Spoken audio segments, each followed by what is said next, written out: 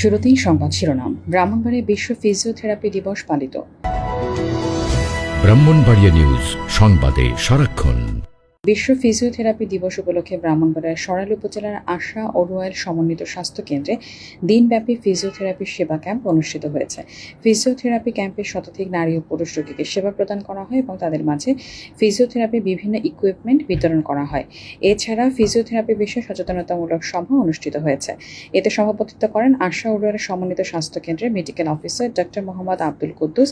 এতে অন্যান্যের মধ্যে বক্তব্য রাখেন বীর মুক্তিযোদ্ধা মোহাম্মদ শাহের উদ্দিন, ব্রাহ্মণবাড়িয়া প্রেস ক্লাবের সাবেক সভাপতি মোহাম্মদ আরজু, স্বাস্থ্য কেন্দ্রের incharge Mohammad Shah Kamal, clinical physiotherapist Partha Kumar Sarkar, branch manager Kamal Ranjan Singh, Mohammad Borhan Uddin প্রমুখ।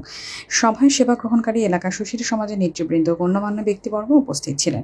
এ সময় বক্তারা বলেন, শরীর সুস্থ রাখার জন্য ব্যায়ামের কোনো বিকল্প নেই। News desk, Brahmanbaria news.